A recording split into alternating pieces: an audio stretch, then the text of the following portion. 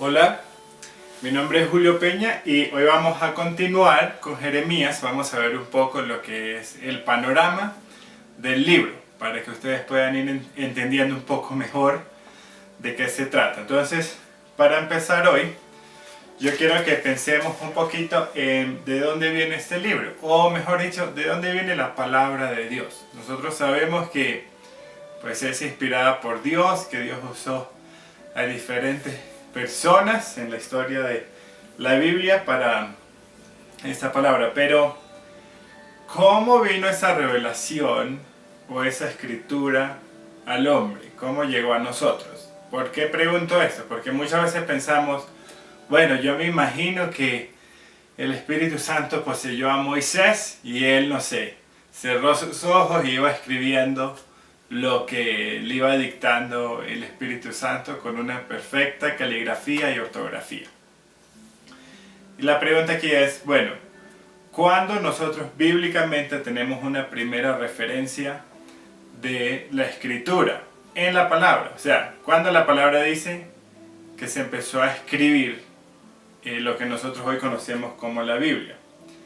La primera referencia la vemos en Éxodo capítulo 17, del versículo 8 y 9, y creo que también el 14, ¿sí? Podemos buscarlo ahí en nuestras Biblias.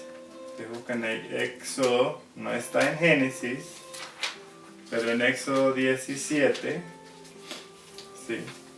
Acá, el versículo 8 dice: entonces vino Amalec y peleó contra Israel y Refidim, y dijo Moisés a Josué: escógenos varones y sal a pelear contra Amalec mañana, y yo estaré sobre la cumbre del collado y la vara de Dios en mi mano. Entonces esta es la historia donde vemos que mientras Josué está peleando, Moisés alza sus manos y mientras se le cansa se las tienen que levantar para que ellos ganen esta pelea.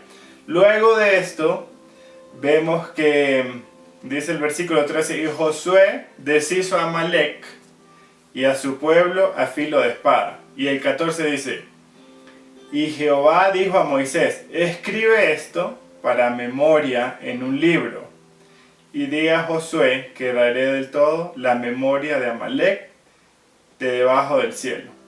Y Moisés edificó un altar y llamó su nombre Jehová Nisi. Entonces básicamente aquí es la historia de cómo Dios había rescatado a su pueblo. Pero no dice que entró en un trance, no dice que vino el ángel y le dictó y él escribió, sino Dios solo le dijo: escribe lo que pasó. Y Moisés se sentó y escribió. La segunda referencia de cuándo fue escrita la palabra está también en Éxodo, más adelante en el capítulo 24, el versículo 3 y 4. ¿Sí? Dice... bueno, desde el principio vemos, dice: dijo Jehová a Moisés: sube ante Jehová, tú y Aarón, Nadab y Abiú, y 70 de los ancianos de Israel, y os inclinaréis desde lejos.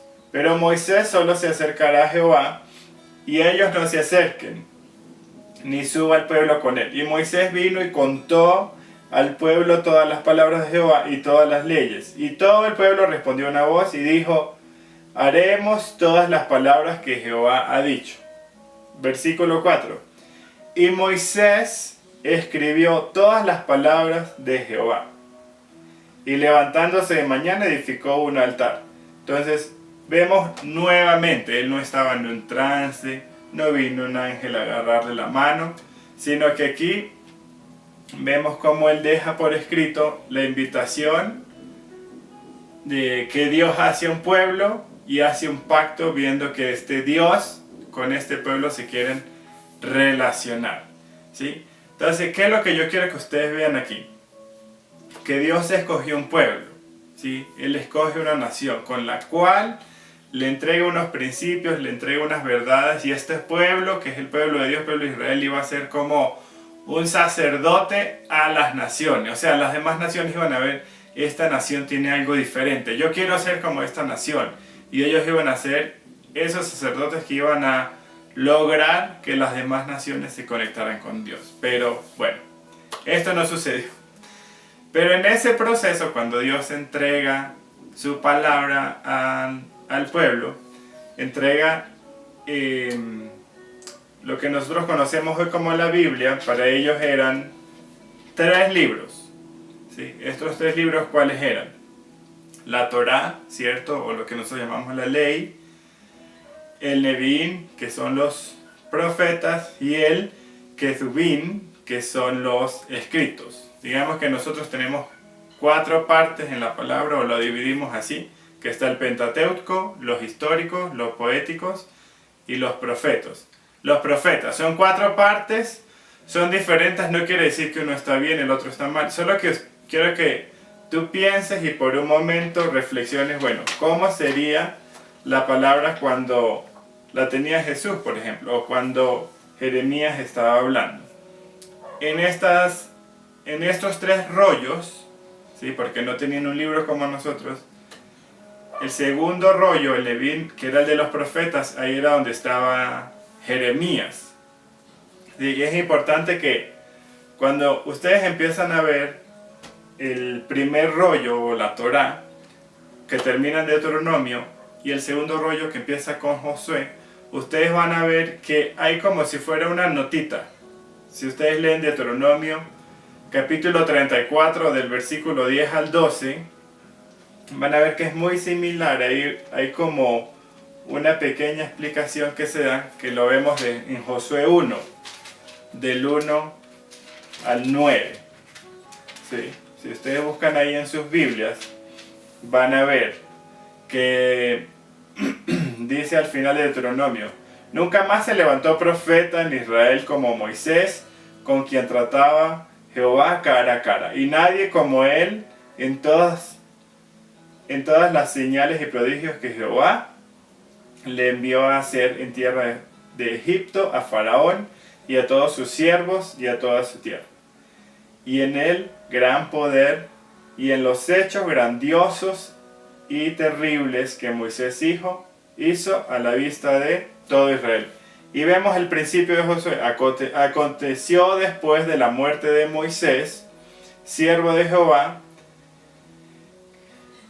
que Jehová habló a Josué, hijo de Nun, servidor de Moisés, diciendo: mi siervo. Entonces vemos que hay como una introducción y en el otro hay como una conclusión. Lo mismo vemos al final de Malaquías, ¿cierto? Que vemos esta promesa de que Él va a hacer volver el corazón de los padres a los hijos, a los hijos a los padres. Y el principio del Ketubim, que es Salmos 1, ¿sí? Entonces que ustedes empiecen a ver, bueno, aquí habían 3 rollos, ¿cierto? Que era el Tanakh o Mikra, que significa lectura, y que es parte de lo que ellos iban a tener. Entonces, ¿de dónde salió eso? ¿De dónde salió Jeremías? ¿De dónde salen estas palabras? Recordemos que si hasta Éxodo es que vemos la primera referencia de una escritura, entonces todo esto se fue escribiendo con el tiempo, pero habían como, digamos, diferentes ediciones, por así decirlo. En el caso de Jeremías, si ustedes ven en Jeremías, después de, digamos, unos 35 años de ministerio, en el capítulo 36, Dios le manda a escribir todo lo que había hecho en su ministerio. O sea, imagínense ustedes, teniendo un ministerio de 3 décadas, y Dios les manda a escribir todo lo que usted ha enseñado. Yo estoy seguro que Jeremías no tenía un computador portátil, una tablet, celular, ni nada donde tenía guardado todos sus escritos. Entonces, él, ¿qué hace? Busca a Baruch, un escriba, quien empieza a tomar nota de todas estas enseñanzas, cartas, poemas, poesías del profeta Jeremías. Entonces, en todo esto vemos algo muy interesante. Jeremías 36 nos relata esa historia y dice que luego que él escribió todo esto, Baruch va al templo, a la puerta del templo, a anunciar todo lo que Dios ha hablado a través del profeta Jeremías. ¿Y qué hace el rey en ese momento? El rey Joacim no le parece, no le gusta lo que el profeta está hablando, lo que Baruch está leyendo, Y dice la palabra en el capítulo 36 que empieza a cortarlo el rollo, todo el trabajo, ¿cierto?, de estos dos hombres, y lo empieza a echar al fuego. O sea, imagínate el trabajo como una tesis de toda tu vida, los últimos 35 años, que Dios te ha pedido hacerlo, escribirlo, ¿cierto?, a mano, sin computador, sin la tecnología que tenemos hoy en día, y viene la autoridad de tu nación y lo quema. Interesante es que ellos lo vuelven a hacer, y vemos en el versículo 32 del capítulo 36, dice: y tomó Jeremías otro rollo, y lo dio a Baruch, hijo de Nerías, escriba, y dijo, y escribió en él al dictado de Jeremías todas las palabras del libro que había quemado en el fuego Joacim, rey de Judá. Pongan atención aquí. Y aún fueron añadidas sobre ellas muchas otras palabras semejantes. Es decir, imagínense que Jeremías tiene varias ediciones. La primera edición terminó en el fuego, y la segunda edición tiene comentarios o añadiduras de cosas que no dice que las dijo Jeremías. ¿Quién las añadió? ¿Baruch? ¿Otra persona? No sabemos, pero dice que son cosas similares. ¿Y cómo nosotros tomamos o vemos esto? ¿Como algo bueno, como algo malo? Sí, es importante que nosotros veamos en la palabra como el hecho de que el libro tenga un nombre o un título no quiere decir que esa persona lo escribió, o al menos no quiere decir que lo escribió solo. Entonces, para eso yo les voy a pedir que vayamos un momento al libro de Proverbios, para que ustedes vean con otros ejemplos esto. Proverbios 1.1, ¿qué dice? Proverbios de Salomón, hijo de David, rey de Israel. Entonces, ¿quién escribió el Proverbios? Ah, Salomón, el hijo de David. Pero si tú vas a Proverbios 22.17, ¿qué dice? Dice, Proverbios 22.17, inclina tu oído y oye las palabras de los sabios. ¿Y quiénes son estos sabios? La palabra no nos dice. O sea que no estamos hablando solo de Salomón. Parece que no. Ahora vamos al capítulo 25. Y dice, también estos son proverbios de Salomón, los cuales copiaron los varones de Ezequías, rey de Judá. Es decir, que ahora estamos hablando de otras personas en el tiempo del rey Ezequías que escribieron proverbios. Y si tú ves la historia, el rey Ezequías vino aproximadamente 200 años después de Salomón. Sé que fueron muchos años de recopilación aquí. Luego vamos a ver Proverbios 30. Dice, palabras de Agur, hijo de Jaque, el de Masá. La profecía que dijo el varón Aitiel y Aucal. ¿Quién es Agur? Tampoco sabemos. Ahora, el capítulo 31 dice, palabras de Lemuel. ¿Quién es Lemuel? No sabemos, ¿sí? Pero interesante que dice, el oráculo con quien le enseñó su madre. O sea que estamos viendo que en el libro de Proverbios, en algunos libros de la Biblia, solo por el título no nos podemos guiar en quién escribió. Que lo pudieron haber escrito otros hombres que no sabemos quiénes eran. Pero entonces viene la pregunta, ¿es o no es palabra de Dios? ¿Será que se equivocaron? Sí, pero entonces ahí tenemos la misma palabra que nos enseña. Dice 1 Tesalonicenses 2.13. Por lo cual también nosotros sin cesar damos gracias a Dios de que cuando recibiste la palabra de Dios que oíste de nosotros, la recibiste no como palabra de hombres, sino según es en verdad la palabra de Dios. También vemos en 2 Tesalonicenses 2.15, dice, así que hermanos, estad firmes y retened la doctrina que habéis aprendido, sea por palabra o por carta nuestra. Entonces, recordemos, ¿cierto?, que aquí viene la tradición oral. Muchas de las historias que nosotros tenemos ahora primero venían por la tradición oral, luego fueron escritas. Y aún en esas escrituras habían diferentes, digamos, ediciones. Aún con el libro de Jeremías, en los tiempos de Jesús, habían diferentes ediciones de Jeremías, unas más cortas, otras más largas, ¿sí? Y la que nosotros tenemos es la más larga. Cuando nosotros vemos excavaciones, descubrimientos que se han hecho, por ejemplo, el mismo Jerusalén, encontraron incluso 1 o 2 sellos donde dice Baruch, hijo de Nerías, escriba, y se ve incluso parte de la huella digital. Es como ellos no tenían una firma, sino que ponían un sello. Lo pueden buscar por internet y encontrar. Ahora veamos un momentito, segunda de Timoteo 3, 14 al 16. Dice, pero tú persiste en lo que has aprendido y de lo que te persuadiste, sabiendo de quién lo has aprendido, y que de la infancia sabes las sagradas escrituras, las cuales te pueden hacer sabio para salvación por medio de la fe que es en Cristo Jesús. Toda escritura es inspirada por Dios y útil ¿para qué? Para enseñar, para redarguir, para corregir, para instruir en justicia. Entonces aquí vemos que nos dice, toda escritura nos va a servir para darnos todas las respuestas que buscamos o necesitamos. Sino que dice aquí, en las cuales te pueden hacer sabio. Es importante que sepamos y reconozcamos que la palabra de Dios nos va a dar sabiduría. No es un libro de reglas y tampoco es un libro que tiene todas las respuestas. Pero nos da la sabiduría ¿para qué? Para entender que, como hablábamos al principio, la Torá, Dios tenía un plan. Dios hizo un pacto de amor con su pueblo para que fueran sacerdotes a las naciones.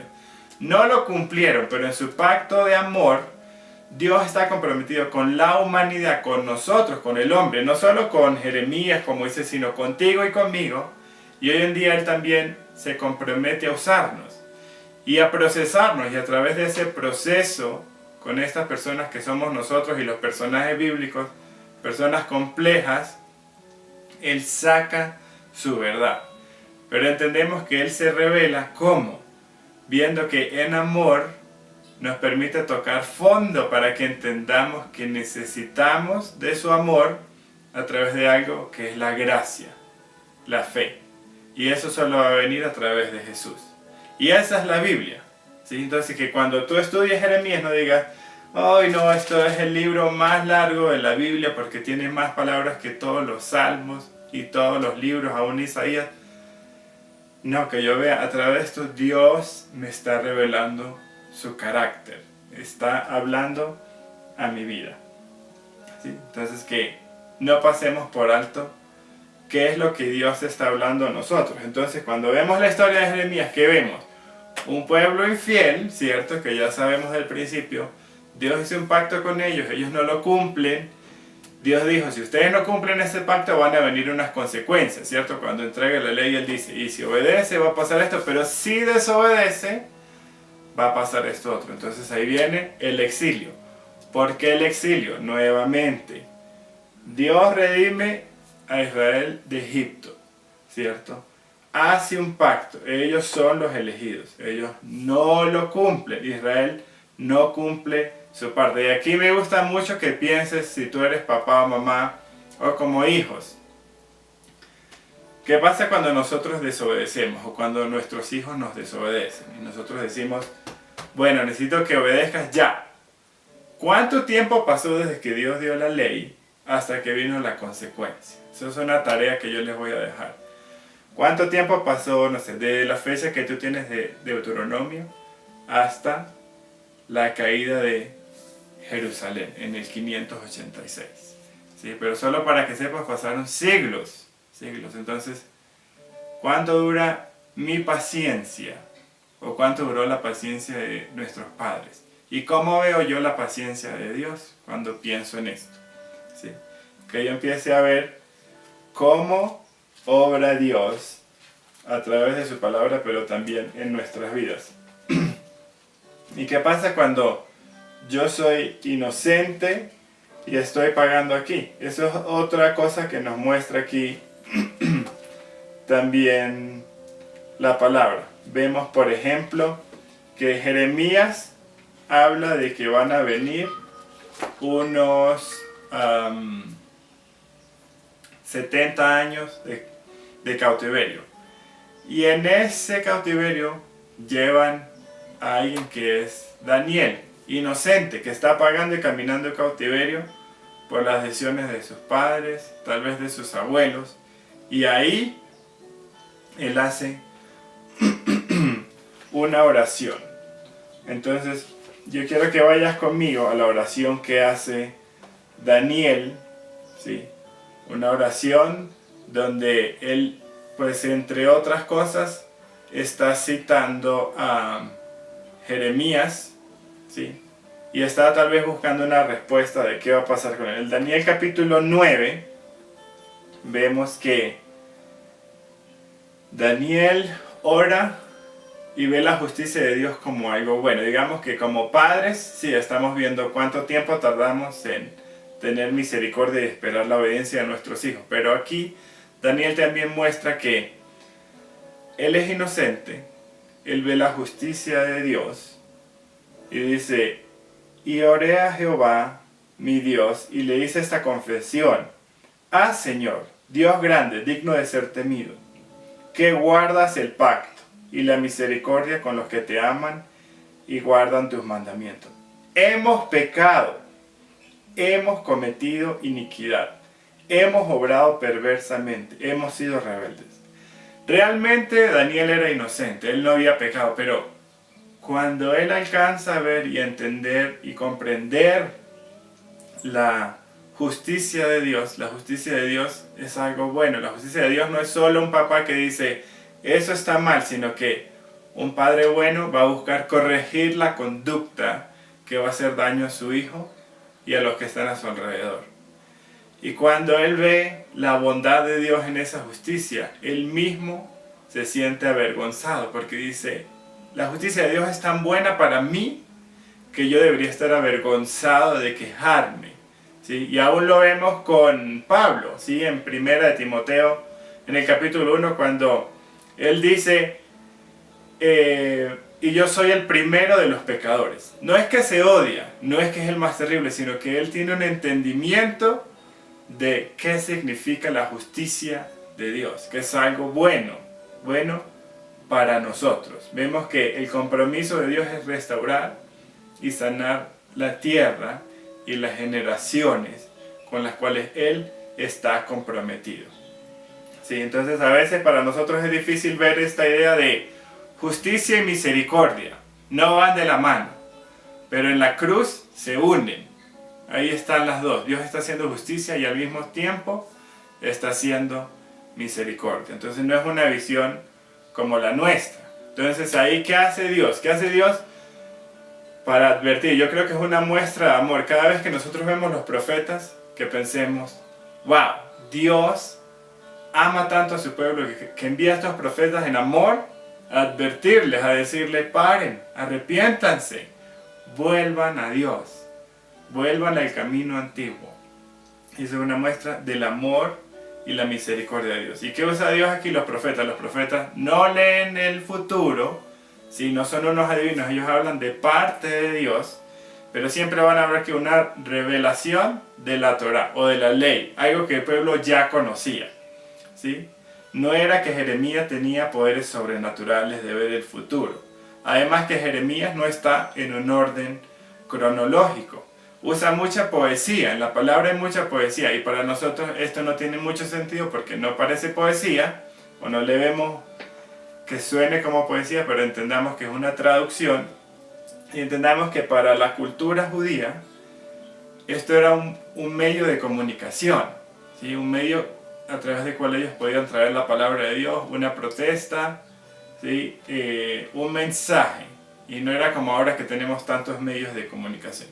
¿Sí? Pero la idea o la función del profeta y la profecía era cumplir el pacto del pueblo con Dios. Eso era. Entonces, ¿qué hacían ellos? Recitaban algo que ellos ya conocían, tal vez con otras palabras, pero era algo que ellos ya conocían. No podemos negar que sí hay algunos profetas, ¿cierto?, que tuvieron visiones, que la mayoría de estas visiones proféticas tenían un cumplimiento inmediato, como en el caso de Jeremías: venía un exilio, venía un juicio, era inevitable. Pero también hay una visión de el futuro, de algo que va a venir o que iba a venir en Jesús. ¿Sí? Todo esto nos va a ayudar a nosotros a entender un poco más el libro de Jeremías. ¿Sí?